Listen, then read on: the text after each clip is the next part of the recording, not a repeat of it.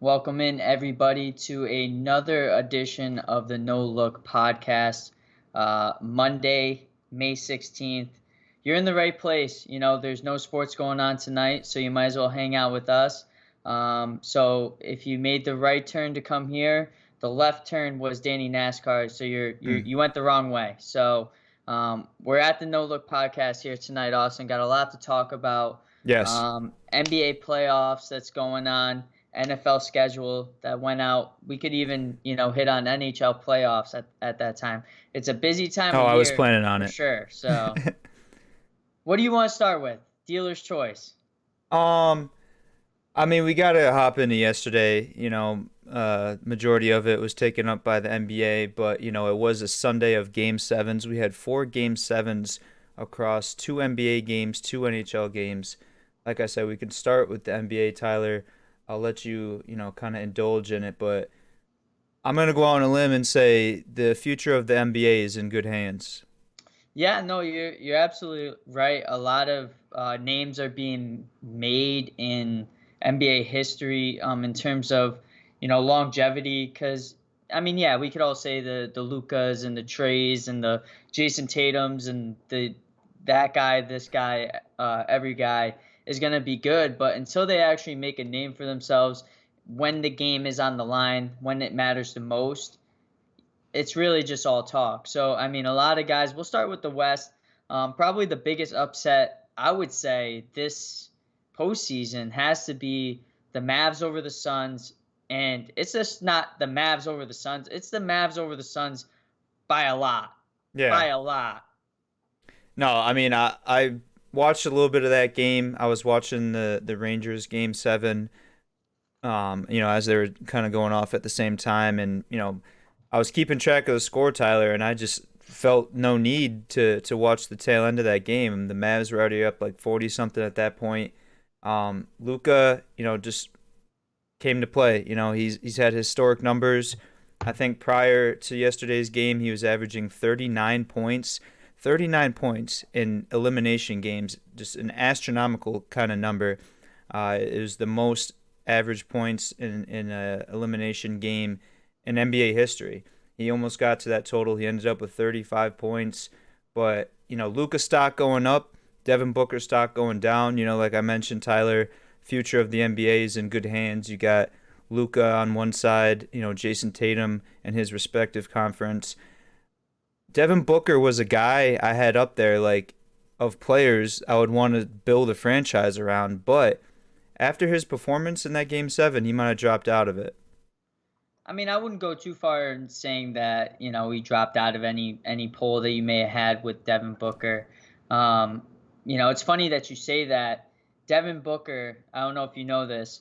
If Devin Booker wins all NBA, so if he's 1 through 5, obviously in the all NBA awards that they give out at the end of the season, he will be eligible for the Supermax, which they're saying is worth 4 years, $211 million. Hmm. Um, and I mean, I wrote down a lot of the notable free agents and things that are happening to the teams that have lost since they're out, to go on in this future upcoming free agency market.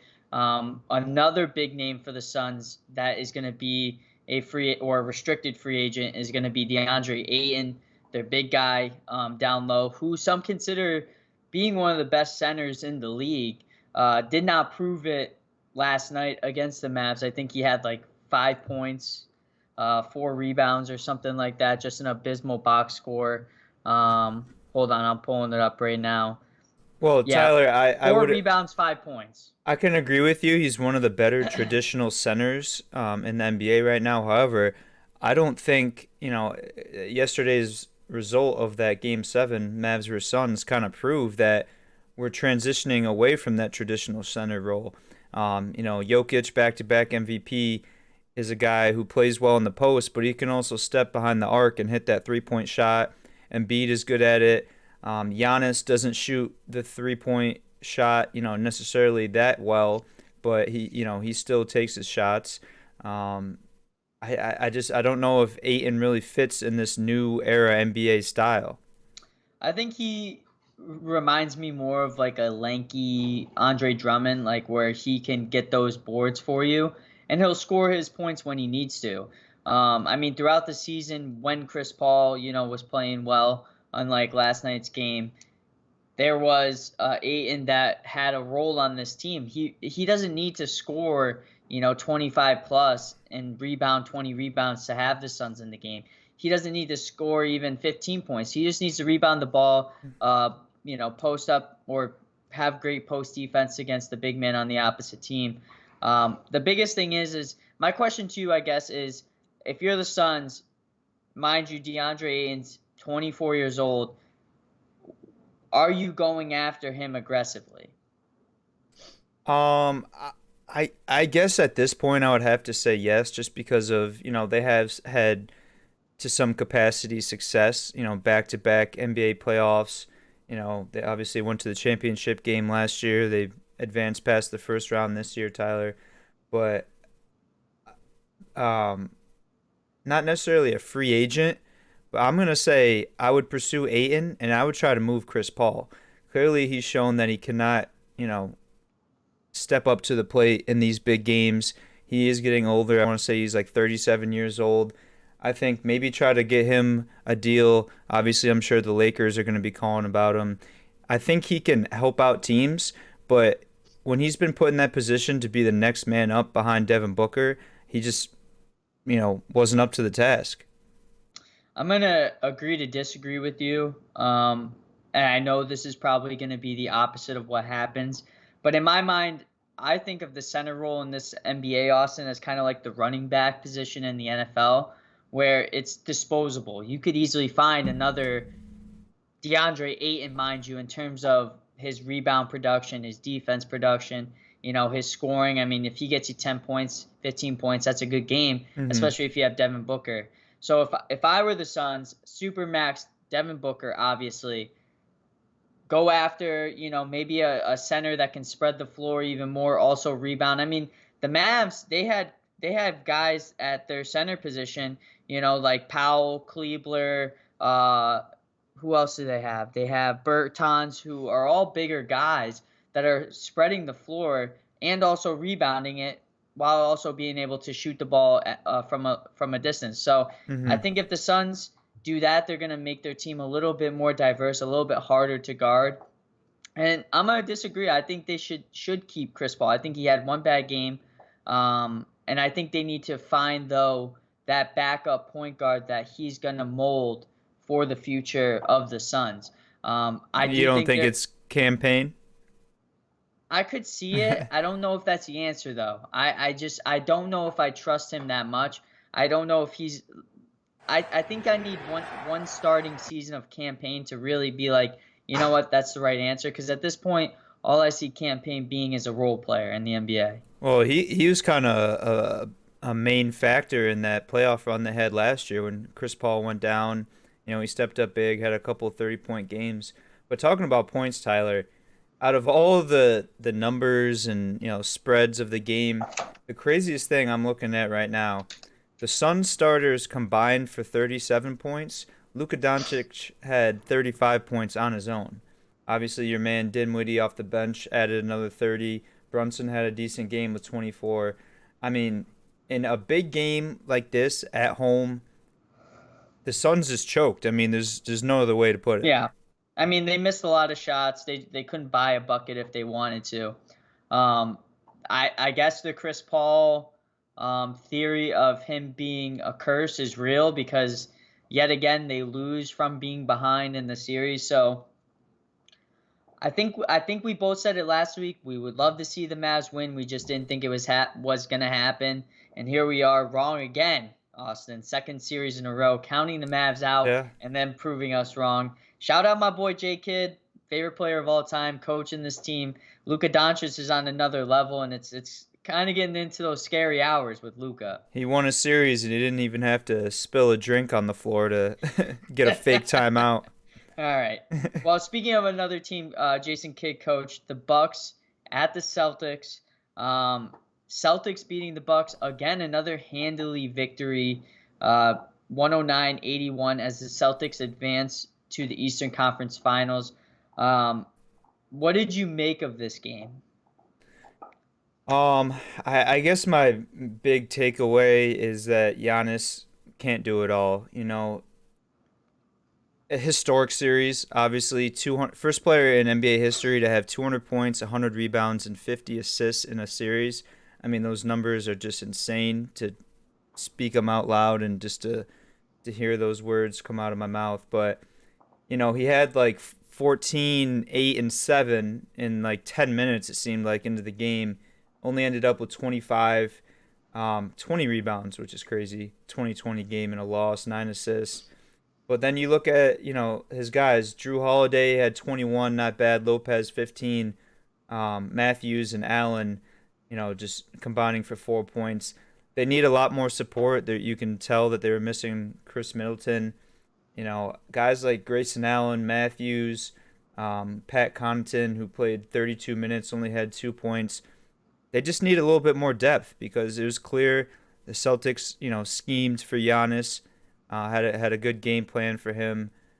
Definitely shut him down in the second half of this game, but the other guys just didn't step up. Whereas on the other side, Celtics, you got Williams going off for what was it, like an NBA record, 7 threes in a game Yep. seven. Shot the lights out, even off the bench. Pritchard, 4 for 6 from three. All their guys stepped up big, and just definitely goes to show that your team really is, their success is reflective of how deep you can go on the roster into the bench. Yeah, I mean, I think you hit the nail on the head. I mean, the main point on the Buck side is I think if they had Chris Middleton, this would have been a different series. I don't know if the outcome would have been different. It possibly could have. This Celtics team is really good, and I knew they were really good when they swept my Nets. I mean, Mm. it's no easy feat beating a team with Kyrie, KD. So sweeping them is one thing, and then coming out next series and beating the defending champs is another thing, regardless of Chris Middleton being in or out, because the Bucks do have a lot of depth on their team. I think this Celtics team is a scary team to watch out for. I honestly, if I had to pick right now, they would be in the NBA Finals for me. Mm. I just have to see how they match up against the Heat. But I mean, Jason Tatum, he's a problem. They have great defense, they have great rebounding, they have great depth, like you said. So, that's what makes a great NBA team win a championship. I mean, you saw it with the Bucks last year. You've seen it with the Warriors of the past, the Heat of the past, the Lakers of the past, so on and so forth. So, this is going to be setting up for a great Eastern Conference Finals. Now, for free agents for the Bucks, they have a few guys that are role players, I would say. So, they got Bobby Portis on the option, Connaughton on the option, Ibaka and Matthews unrestricted. So that means that they don't really have to worry about their core players, Lopez, Holiday, Middleton, and of course Antetokounmpo. So, I mean, at the end of the day, I would almost, if I'm the Bucks, I would almost just have a field day and try and get next best up player out there. Yeah. I do like Portis. I think he's a good complement to Giannis. He kind of plays the same position. It's like the guy on scout team for football. It gives you like the same look, the starters as He's like a spark Giannis plug. would. Yeah, I mean he shot 2 for 3 behind the arc. He only had 10 points, but he only played 22 minutes. Tyler, that was the first time I've ever been scared for someone's life. Watching a basketball game when Bobby Portis went off the court. He was frustrated about a foul. He snapped his goggles in half, hucked him into the stands. I mean, we know what happened in Chicago when he punched his teammate in the face. If there was any other kind of situation where it was like a hard, flagrant personal foul, I think Bobby Portis would have punched someone in the face. I mean, if there's somebody in the NBA that I wouldn't mess with, Bobby Portis is definitely going to be one of them. He just reminds me a lot of a guy that just doesn't care I think he about may be my anything. biggest badass in the NBA right now. It He was kind of reminds me of Ron Artest yeah, without the mental problems. it was Kendrick Perkins for a while for me. I don't even know if he was that tough, but he just always had that menacing look on his face. Now, obviously, Perk retired. having a career in commentating. I think Bobby Portis has taken over for the scariest guy in the NBA. Yeah. Well, hopping on over to the other side of the East bracket, uh, Thursday game. Mm, So, luckily, we finished all of the NBA playoffs to get to this point. Heat outlasting the Sixers in Game 6, 99-90. Absolute gritty series for the Heat. I mean, I thought they should have probably won it a little bit sooner, but the Sixers kind of played a little bit harder to kind of stay in contention. Um, but the Heat, I mean, this is the Heat that we've been accustomed to, the number one seed. Jimmy Butler just playing out of his mind, dropping 32. Your boy Strus with 20, mm. who's been starting a lot lately. And honestly, this is all without Toaster strudel. Toaster Strus. This is all without Kyle Lowry. Kyle Lowry hasn't been playing, and the Heat are finding ways to still win without him. I think they're starting Gabe Vincent in his spot. Oladipo is really not. He played 20 minutes, 4 points, so he's not really, adding a lot of value in terms of points, but adding value in terms of minutes played. Your plus minus probably. But I think the story of this is the downfall of the 76ers. Hmm. No, I mean, for sure. Obviously, that's going to be the biggest question. The Heat. I guess we can't say they don't deserve it. They got the number one seed in the East. I don't think Jimmy Butler was ever going to lose this series. He was going to have that chip on his shoulder. Leave it all out on the court after being traded away from the Sixers. They Um, traded me for Tobias Harris, yeah, so or I they don't. picked me over him. That's what he There's said. there's always drama in Philly, no matter what. Embiid saying he's not sure why they got rid of Jimmy. He wishes he was still there. So obviously that might cause some turmoil in the locker room. But no, I mean it's going to be an exciting matchup. I think these teams, the Celtics and the Heat, they match up well together. Obviously the Tatum Butler matchup is going to be great. They both have pretty good support players. You got Hero, you got Williams. Those guys coming off the bench. I think my biggest thing is I honestly believe if the Bucks beat the Celtics, they probably would have beat the Heat. I just don't know how you can defend Giannis. The Heat are such a smaller, quicker team. If you put Bam on them, then it takes them off of the offensive side of things. I think this will be a 6 or 7 game series. Are we giving our predictions yet? Are we gonna hold A off? little bit later. Okay. But no, I'm excited for it. I mean, one of the biggest stories that is out there in regards to the Sixers, Austin, is the speculation around what's going to happen next with none other than James Harden, who, might I add, had 11 points, 43 minutes, 4 for 9 from the field. And I think he shot 0 times in the fourth quarter, if I'm not mistaken, during the game against the Sixers or the Heat on Thursday. He has a player option, Austin. Hmm. And obviously, if you think about it, 32-year-old James Harden is expected to opt in with the Sixers and renegotiate it. So basically, his first year salary would be 43 million. The next year's salary would be 47 million. And in my mind, I'm like, well, why the fuck would you not opt in if I'm James Harden? I just had Right. one of the worst career playoff games in NBA history, and now they're giving me all this money that's Hmm. free.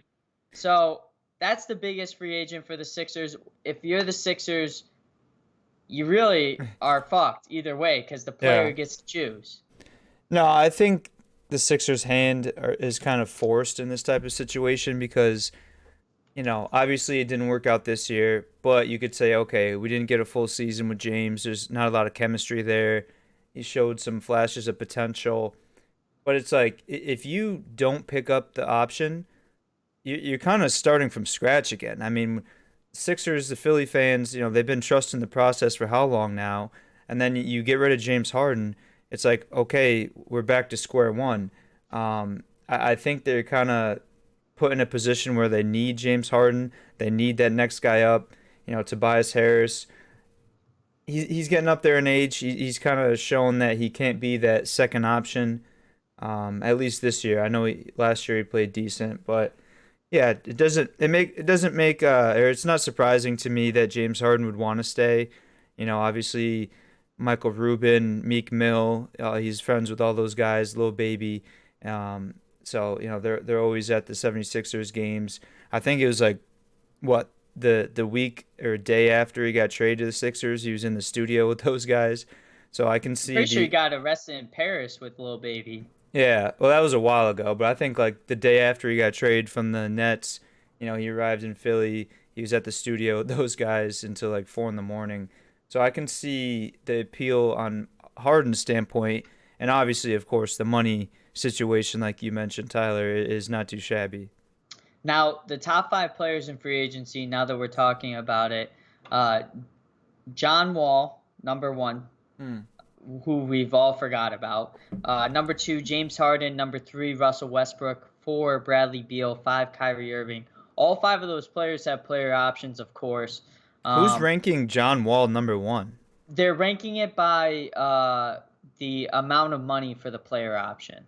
All right, I was gonna say So John Wall got paid for nothing.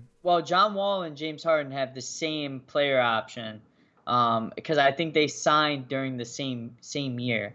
The only thing is I don't think I would be shocked if John Wall picked up his player option. I don't know. It's tough for Houston because he doesn't want to play for them. They already replaced him with Jalen Green. That's 43 million that he could be Yeah, wasn't cashing he in on. like But outspoken, talking trash about Green or something? yeah, I mean, he doesn't want to be in Houston. I don't think he will. And that's my point of what I'm getting into next is maybe the Sixers try and find a way to Hmm. get rid of James Harden, to get John Wall, or maybe another point guard, because at the end of the day, they do have, Tobias Harris, Danny Green, Joel Embiid, of course. They have Tyrese Maxey, who has been nothing but good things for them. They just need one more solid piece, and I think if they can find a point guard that's going to gel everybody together, hell, maybe even trade for Chris Paul. Who knows? Hmm. They might find their way into the NBA Finals, which is what they've been trying to do from here on out. But um, next up, Harden back to Houston? Is that what you're saying? I don't know how that's going to work out, but possibly. I mean, I if you're mean, saying they got the same exact contract, obviously they'd have to be in agreement from both sides. But I don't know. I guess that or would make sense. Harden to LA, which might be the most toxic thing for him. Shush. For Russell. Uh, Oh my God. last game of the series ending on Friday. The Warriors putting an end to the Grizzlies' magical run this season, 110-96 in a Game 6 win. Austin Grizzlies, they won. They won a good series against the who they faced first round. Pelicans? No. Yeah. No. Trailblazers? No. Um, the Timberwolves. T-Wolves. Yes, that's Yeah. right. Yeah. Yeah. Great series against the Go T-Wolves. ahead. I know Great you want to series. say it. Hardcore Minnesota. There it is. Um, great series against the T-Wolves. And this was a great series against the Warriors. I mean, obviously, a lot of this has to do with John Morant being injured and out. This possibly could have went to 7 games.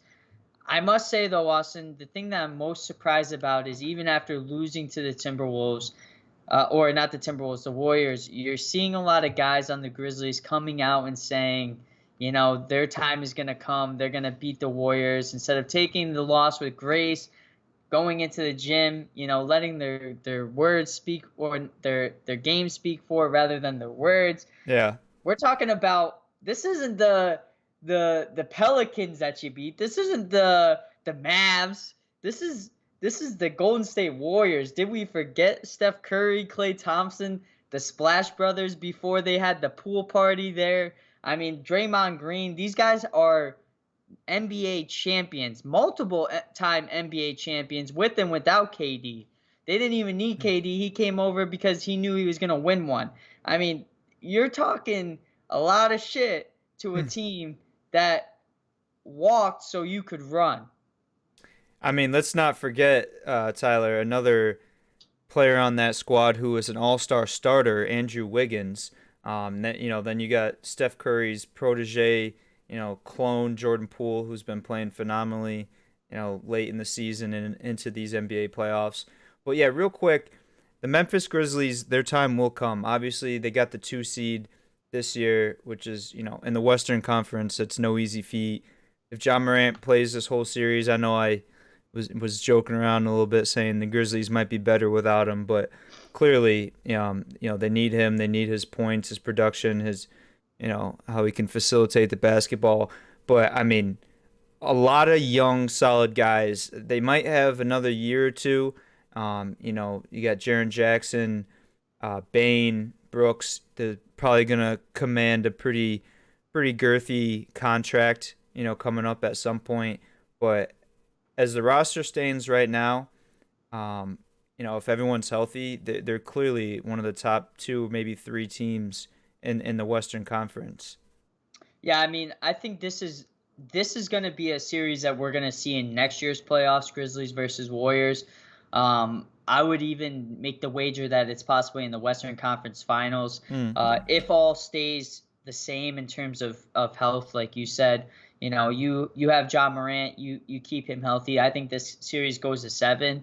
This Grizzlies team is very interesting because they play basketball, I feel, very differently than a lot of teams in the NBA where they'll go attack the basket. They're not a 3-point heavy shooting team like most, because they have, Steven Adams, a Jaren Jackson that don't really spread the floor. They're primarily post players. Ja Morant, I would say, is a great 3-point shooter. He can stroke it if need be, but really Desmond Bane is and Dylan Brooks are their main two options at Mm-hmm. 3. But the Grizzlies, they only have a few free agents this year, so you're going to see a lot of those guys back. I wouldn't be surprised if they go aggressive in trying to get, veteran guys in free agency. Kyle Anderson is an unrestricted free agent, and so is Tyus What Jones. happened to that guy? He, he was going to be the face of the Spurs for a couple seasons, and then he just jumped off a cliff. I mean, he's getting paid. I looked at his contract. I think he gets about $9 million a year. Um, all that to play 10 minutes in the fucking game 6 and drop 0 points. Yeah. I kind of disappointing. He had a decent playoffs this year, I would say. Same with Tyus Jones. So I think honestly, re-signing those guys, bringing back the whole team, honestly, and really setting the standard to this is where we were last year. This is where we want to be this year, and let's stay healthy and do it. Yeah, no, I think they should try to run it back for sure. I think, put Ja in there for, Tyus Jones, and it's like, okay, they got themselves a complete roster. Yeah. I mean, honestly, I just think a lot of it has to do with age. A lot of these players, they just got to put their time in, get the experience. I mean, you lost in the semifinals of the Western Conference. I think that's something to be proud of. You moved up from where you were last year, because I think they won the play-in game against the Warriors and then lost in the first round, and now they advanced but lost in the second round. So, Steph Curry said what he said. He said, I would hate to face me next year, and that's exactly what happened to the Grizzlies. They faced Steph Mm-hmm. Curry the next year and they lost. I mean, yeah, the Warriors are the clear-cut favorites in my opinion. They have the best roster. They have the most experience. They got to be the favorites to win it all at this point. So let me ask you this, hopping into my next topic. Does that mean that you have in the Western Conference the Warriors beating the Mavs, and if so, how many games? I do. I just it's too much firepower. Luca is going to do all he can. I'll give it to him. I think they might steal 2 at home, 6-game series, but the Warriors are. I just believe they'll close this out. I agree with you. I think the Warriors are going to win the Western Conference. As I said last podcast, I think they were going to go to the NBA Finals. I'm going to be a little bit bold, though, Austin. I'm going to say in 5 games. I don't necessarily love this Mavs team, but I just don't think they match up well with the Warriors. And I'll say the reason why is because the Mavs are trying to be the Warriors in terms of pace or play, in terms of spreading the floor, shooting the threes, but they're not going to keep up with the Warriors in terms of pace. The Warriors have a lot faster players, a lot more guys that are quicker and more agile that can shoot the three, spread the floor, and play defense. So I think this is going to be an interesting series, but I think the Warriors are going to whole-handedly win it. Yeah, I mean, it's the age-old matchup of brains versus bronze, right? You got the Warriors, clearly, like you said, the better, more athletic team. Whereas on the other side, you got the Mavs. Mark Cuban has been preaching analytics for how many years now, and they try to play more of a strategic type game, take shots that they feel confident in.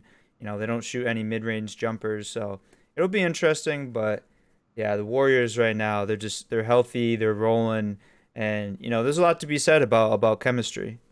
I mean, if I'm Luka Doncic, though, this season has been far exceeded far more than what I would have expected.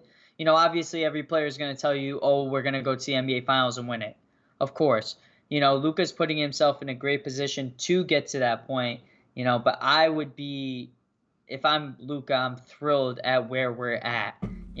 Because given the roster that he currently has, I mean, he has a lot of great players on his team, but just imagine if Luka had another All-Star like Steph does, and Thompson and Well, Andrew Wiggins and Draymond Green and Jordan Poole. so who do you think is the guy for the Mavs that they need to go after, or could take them to the next level? I don't know if there is a guy in this free agency this year that will do that. I think the problem is that you see so many player options in the top Kyrie? five. It just drops it. Well, Brooklyn, Sean. Texas hates the vax and the mask, so that'd be a Yeah, well, perfect fit for him. Sean Marks, our owner, who played for the Spurs, he said that as long as Kyrie is willing to play ball with the Nets, aka, be there at every point of the season, he wants Kyrie on the team. And I think Kyrie wants to be in Brooklyn. He was a New Jersey bred kid, New Jersey Nets fan growing up. This is home to him. So, I mean, I want to see Kyrie play a full season with the Nets because I think you'll see a different Nets team than we saw this year. I mean, we possibly could still be in the playoffs facing the Celtics right now if we had Kyrie throughout the whole entire season. Now that brings me to my next point. Eastern Conference, Austin. Celtics versus Heat. I want to tell you one thing and one thing only, and because this shit pissed me off when I saw it. Okay. Austin was the biggest advocate of putting the asterisk next to the team's names during the 2020 bubble season. And guess who's back from the 2020 Eastern Conference bubble? Celtics versus Heat. It wasn't a fluke, Austin. These two teams were not a fluke in the bubble. There's no asterisk next to them. You can't even say that though, because where's the team that won it all? They're out. Yeah, they never even made it. I mean, That's one team. that doesn't even make sense though, And because they didn't have Anthony Davis the whole entire year. rosters change, Russell injuries. Westbrook was injured. I mean, all I'm saying is it's not a surprise. Like, yeah, those two are the best teams. I was just saying that I think the lack of home court advantage, the fans being there, it just made it a lot easier. Braun's out there playing AAU, and he got away with an asterisk chip. Either or, I just had to get off my chest for the bubble team haters. Celtics versus Heat, Austin. Who do you got and how many games in this series? I know it's a tough one. This is going to be a tough one for me as well, too. Yeah. But who do you got? I think the smart bet would be to go with the number one seed and the Heat. It's like, how can you go against them? They're the number one seed. They've been playing well all year long. They beat a solid Sixers team. But with that being said, I think I'm going to have to go with the Celtics. I think Jason Tatum is probably a top five guy in the NBA right now. I love the chemistry they got. I love the game plans. Jaylen Brown, this guy can go out there and get you 30 plus points a night. Williams, we saw him shoot the ball well. I'm not sure that he can keep up that, same type of workload. But I just think they play better basketball. They've been a core team. Again, we're talking about chemistry, stuff like that. I think Celtics have better chemistry, and yeah, I think just for that reason, Jason Tatum, I think, is the best player on the court at all times in this series, and I'm gonna have to just lean towards them. Yeah, I mean, I think Jason Tatum's unleashed the Mamba mentality. He's got that look in his eyes. He's pissed off. This is his coming out party in terms of playoff performances. And, I think this is where the Celtics are going to take it to the Heat. I think it's going to be 7 games. I think the Celtics are going to outlast them, and they're going to move on to the NBA Finals. I hate to say that because I hate the Celtics. But like you said, I think this is the one of the most complete teams besides the Warriors in the NBA. So why not have the two complete teams face each other in the NBA Finals? Hmm. I think also not only do the Celtics match up well with the Heat, and I think that's why defensively they're going to shut down a lot of Jimmy Butler's games, but also looking forward to the NBA Finals, not to get too far ahead. The Celtics, I think, can match up very well against the Warriors and vice versa. So I think Hmm. what's best for basketball, Austin, Celtics go to 7, Warriors in the finals, Warriors versus Celtics, a little bit of that new age, NBA Finals champion that the Warriors have made themselves out to be in terms of winning a lot of championships versus that old age Celtics, championships team. So, I hate the Celtics. I don't want to see them back in the championship, but I'm going to go with Warriors versus Celtics in the finals. I know. I'm just gonna be so spiteful that whole finals if that does happen. It's like I don't want the city of Boston to win another championship, but at the same time, I don't want the Warriors to win another NBA championship. But yeah, I don't know, Tyler. Maybe obviously winning times just dropped, which kind of put in the spotlight the relationship between Jerry Buss and Red Auerbach. Maybe the ghost of Red Auerbach's trying to get a little payback here, willing the Celtics to another NBA title. I mean, it's quite possible. I mean, Wilt the Stilt's probably right there along with them, pushing the Warriors from the graveyard. I mean, Austin, the you ready? fact that Bill Russell is still alive too is just incredible. Yeah, that is crazy. Yeah. If I ever get that old, Austin, if I'm incompetent, like in terms of someone has to take care of me, just put me out of my misery. You have my blessing. Although you Oh, will be older than me, so I don't right. know. Oh yeah, no. I mean, if it all works out to plan, you and I crash a yacht off the coast of Key West at the age of 67, and we can just fucking sail off into the sunset Wait, so together. we didn't make it to 69? Damn it. Ah, shit. No. Maybe. Okay, 69. Nice. Yeah. Nice. Austin, you ready for a little talking hockey? Let's do it. Lightning win, Rangers win, Yep. and that was talking hockey. I mean, shit, yeah, you don't gotta say too much. Incredible game 7 yesterday. Rangers come out victorious. I was nervous, Tyler. I'm sure. Sidney Crosby was playing. They were behind for most of the game. Most of Uh, the series, no, he missed. they were down for most of the series, is Oh what I'm yeah, yeah. saying. Oh Rangers are yeah. the first team to ever come back from like game 5, game 6, They were game down 7. 3-1. They were down like 2-5 in two of the games. Incredible series. Big hockey guy. Your boy Yosoy this time of year. So let's go blue. Hey, I mean, Florida versus Florida on my Mm. side. You guys We are got fucked. The Panthers Florida. are great right now. I wouldn't doubt that. I think the Lightning are going to absolutely shell shock the Panthers. They're selling tickets in Sunrise, Florida for 130 mid deck. Mm. Uh, and it's going to be bombarded with Lightning fans. I can guarantee you that. So there's not going to be a single away game for the Lightning this postseason or during the series against the Panthers. I'm going all Lightning here. I think they're going to win in 6, and I want Lightning Rangers Eastern Conference Finals. Bring it on. That'd be a good little matchup there. If I get tickets, will you fly out? We could probably get tickets to that for free. From who? Oh, our boy, Our boy videographer. your roommate's brother. Yeah, Yes, yes. very nice. We'll keep Well, we'll that was keep the names off air. I'm not sure if we're supposed to disclose that type of information, but talking hockey, Austin. I think that's the most we talked about hockey in mhm. this whole entire podcast history. So Yeah, nah, we can't the whole a also whole 2.5 minutes. we can't also not go on the No Look podcast without talking about the NFL. Of Mm-hmm. course, I got to find a way to talk about it. I'm addicted, like Brittany is to that crack cocaine. Free Or should I Britney. say Whitney? Oh, okay.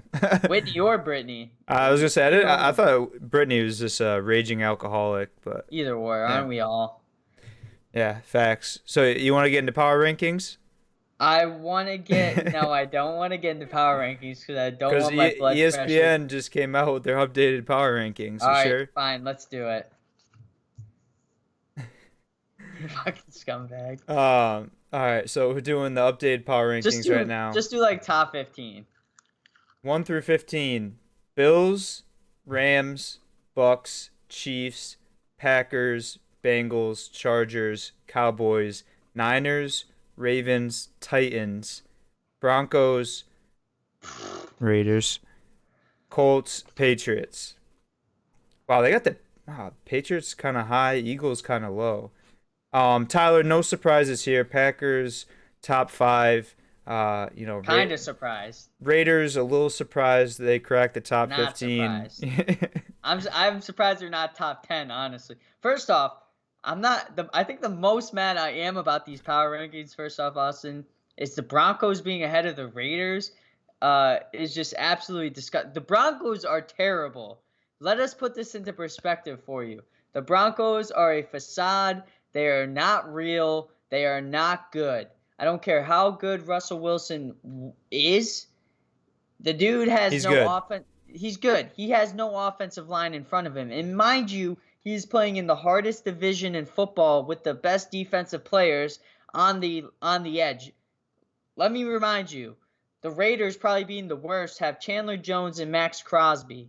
The Chiefs have what's his name? Jones and probably someone else. They're pretty decent defensively wise scheming. And let's not forget Bosa and Mack on the Chargers. The Broncos are the worst team in the AFC West, yet they're scheduled or slated above the Raiders. That is absurd. That is disgusting, and it's appalling. It's gross. I mean, Russ lives outside the pocket, so I don't think a weak offensive line is going to dictate anything. He'll throw sky balls to Judy and Cortland Sutton all day long.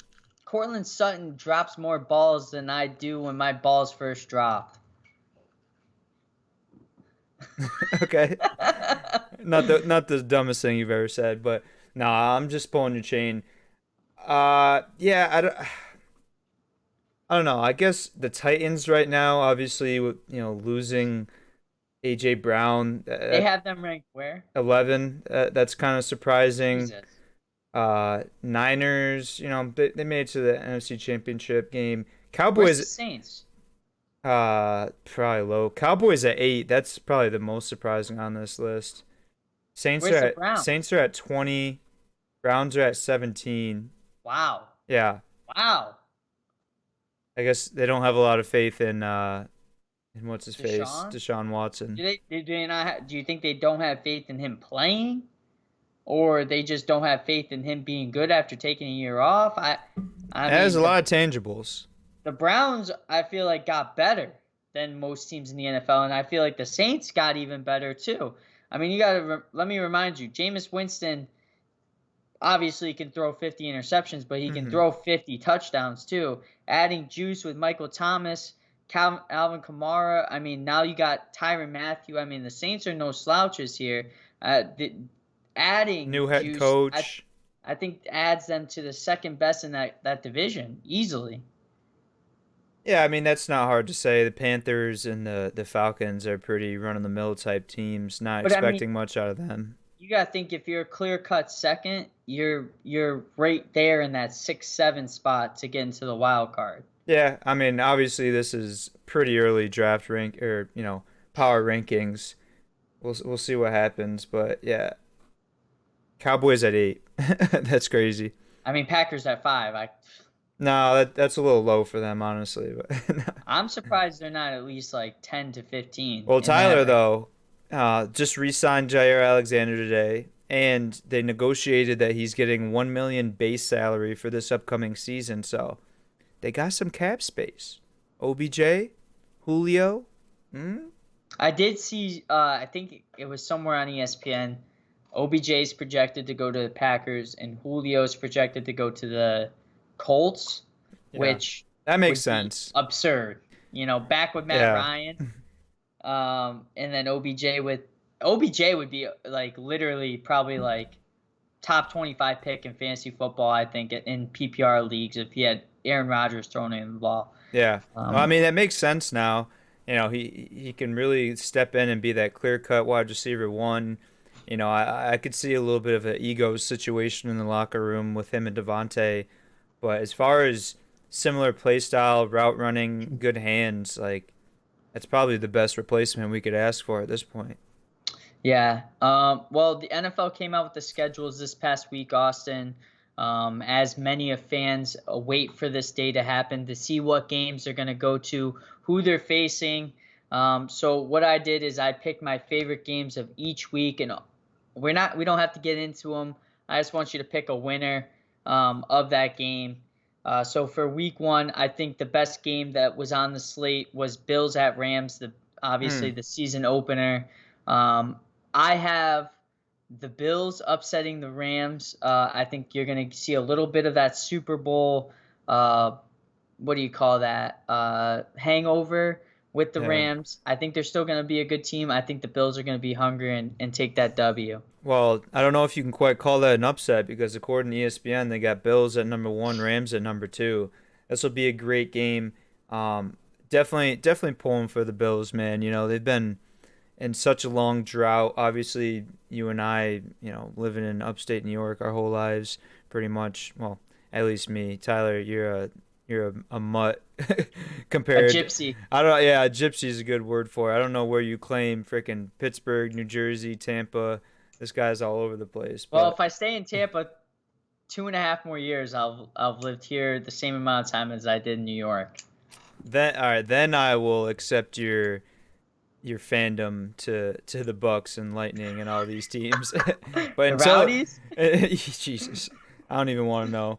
But until that happens, you got another 2.5 years of some ridiculement and jokes being thrown your way. But no, I'm gonna take the Bills in that one, man. I love the team. Josh Allen, he's a stud in this league. They have some great weapons.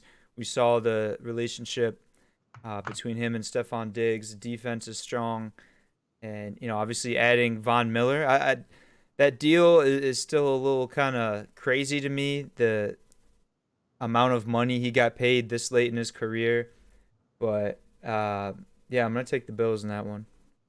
Week two, Bengals at Cowboys. Hmm. Some would say obviously America's team. Also, some would say NFC favorites. Potential. Now, the thing I like about this list, Austin, this season, I feel like when I was making this list, I saw a bunch of different variations of potential Super Bowl, you know, matchups down the road. Yeah. And I know this might be like a kind of like a spread on this one, but the Bengals at Cowboys potentially could be a Super Bowl Hmm. matchup this year. I'm gonna go again with the away team on this one. I'm gonna go with the Bengals. I think that they're gonna be too strong against the Cowboys. I really am curious to see how the Cowboys match up without Amari Cooper. But I just think the Bengals, especially offensively with their line, who they've added on defense, offense, obviously, I think they're gonna be a tough team to beat. Yeah, I mean, like you said, it rebolstered that offensive line, and for a team that you could pretty much say got better in the offseason coming off of a Super Bowl run, it'd be hard to go against them, especially against a team, that lost their number one wide receiver. Yeah, week three, Austin. Hopefully, the game that we'll be able to go together to. Hopefully. Packers at Bucks. If I could find tickets, that makes sense. Um, I think the big news headline in this one is Rodgers versus Brady's for the last time. Possibly if it doesn't Hmm. happen in the NFC Championship game or in the playoffs. But Austin, I know you got the Packers. I'll just say it for you. Yeah. I'll take the disparity on this one. I'll go with the Bucks. I think the Bucks are a lot better team than the Packers, and I'll be very much the outspoken one on the Packers being overrated this season. But I think the Yeah. Bucks are going to be a lot stronger defensively. I mean, you know me, I'll take the Packers against the Avengers if it was a matchup, but the only thing that scares me is the Pack tend to get off to a slow start, pick it up around, mid-season and then really get into true form. Playing at Tampa, it's not easy. They're not used to those kind of conditions. Anytime you're talking about facing up against Tom Brady, that's going to pose a threat and a challenge. But I still have faith the Packers go out. They get at least one more weapon wide receiver for Rodgers. They're going to be a top 5 defense in the NFL this season for sure. I can't remember if they were close last year.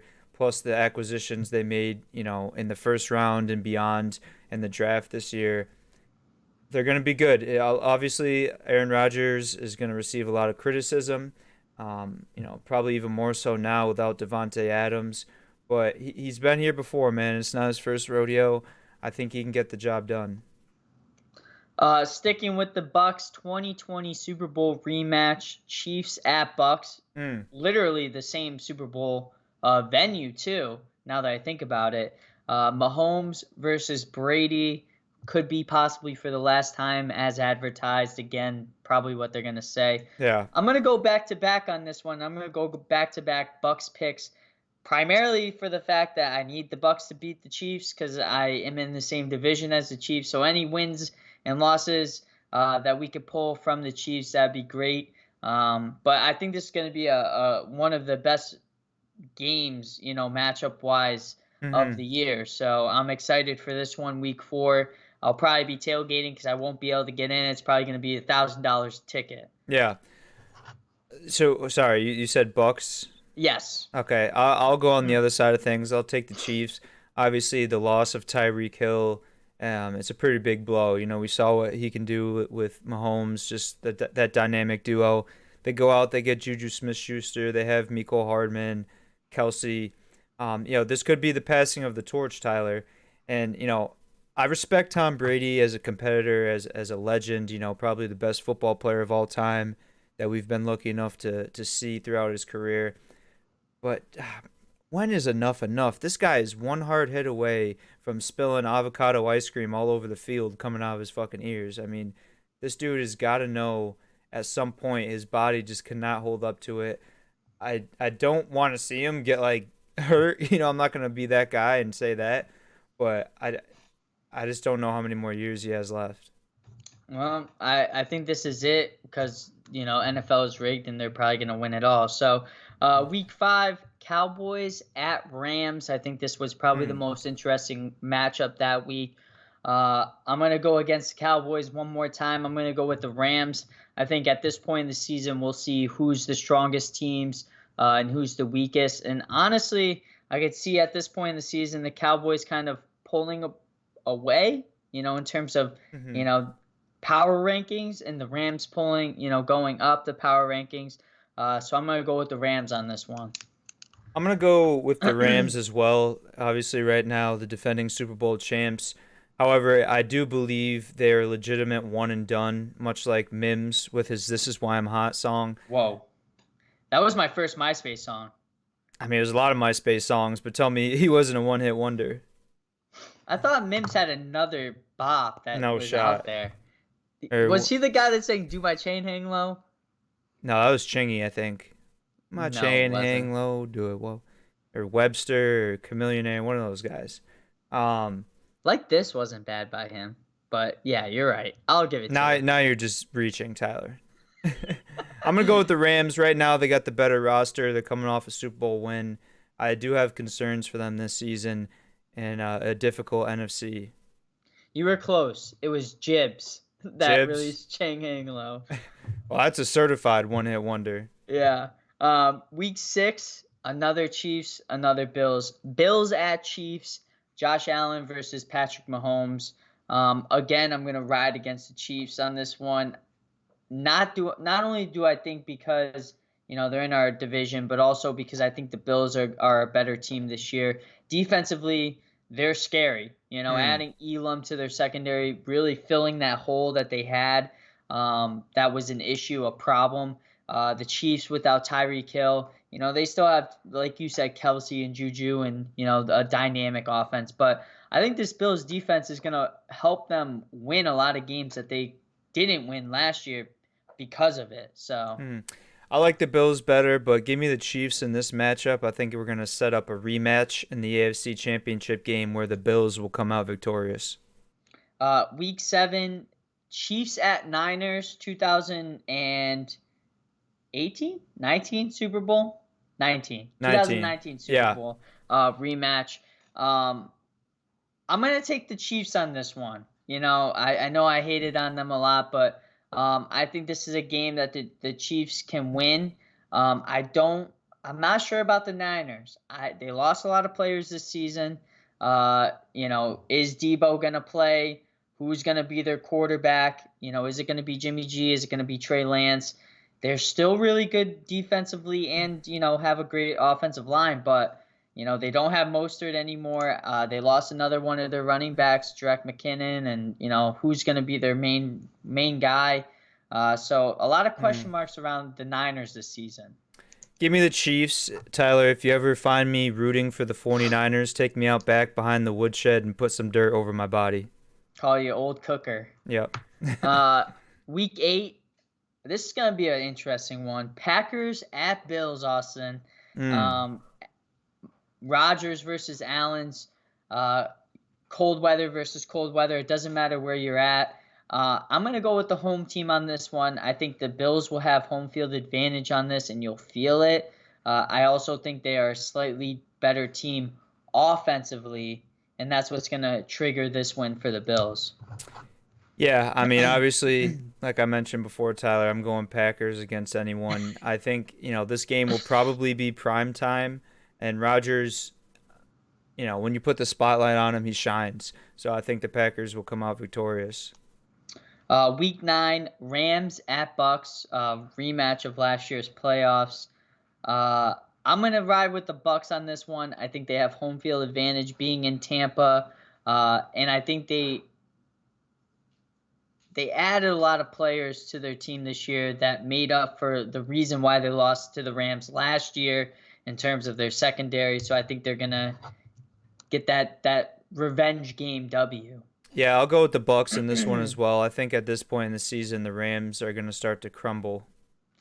Oh, wow. Week 10, Battle of the Bay, Chargers at Niners. I'm going to rock with the Chargers on this one. Let's go Bolts.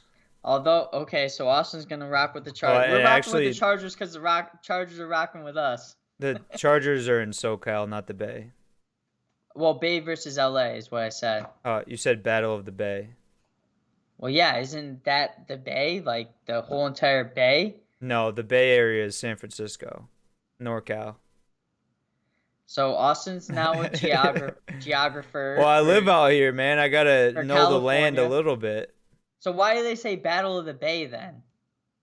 I don't think they ever do. I think maybe that was the Raiders versus the Niners when they were in Oakland. Yeah, you're right. You're right. That was why. Chargers. Okay, Battle of LA versus the Bay. How about that? Yeah, that's better. I'm gonna ride with the Chargers on this one. I think this is Herbert's MVP season this year. I'm gonna draft him super high in fantasy football. Don't you motherfuckers take him. The guy is the surfer boy. I love him. He's so handsome.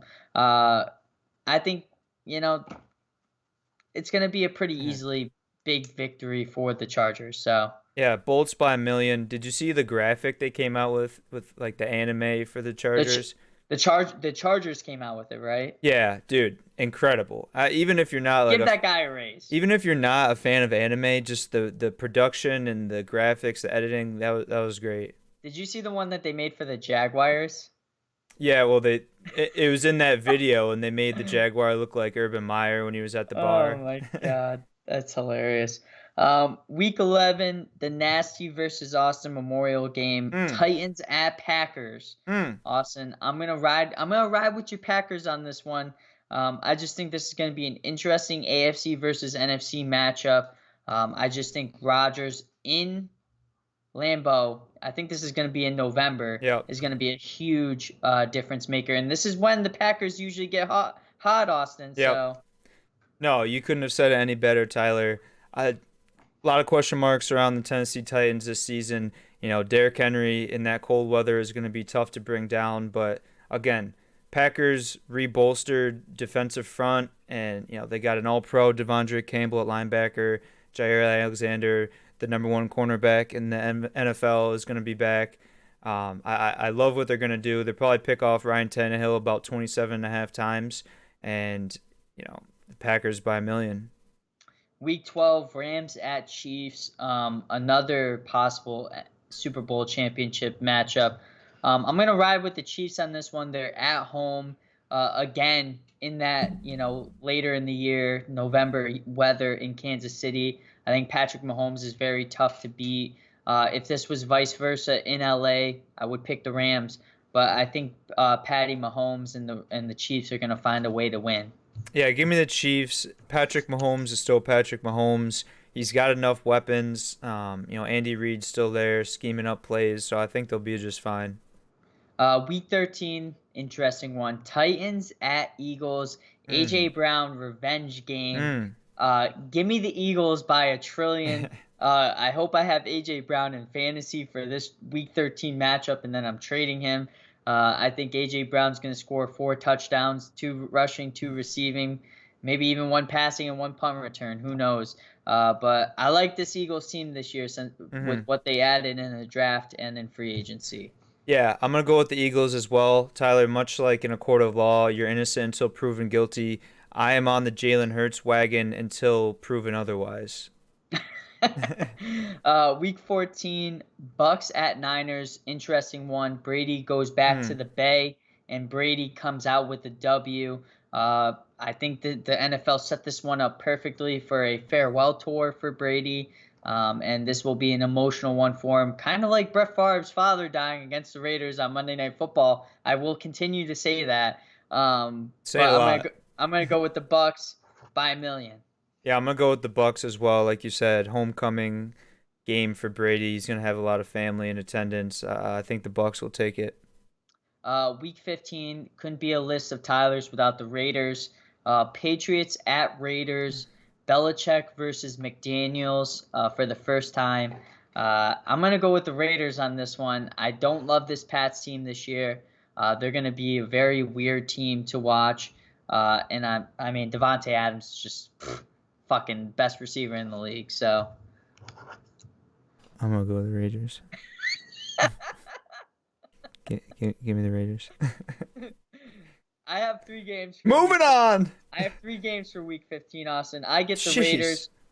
Week 15, Rams at Packers. Give me the Packers in Lambeau Field. Ooh. Rodgers against the Rams. This is going to be a very close game, but you got to trust Rodgers in Lambeau at this time of year. December weather. Give me the Packers. Rodgers going to be giving out touchdown passes like Marshawn Lynch gives out turkeys in the hood. Whoa. And then my third game potential. Why is that a whoa? Thanksgiving game.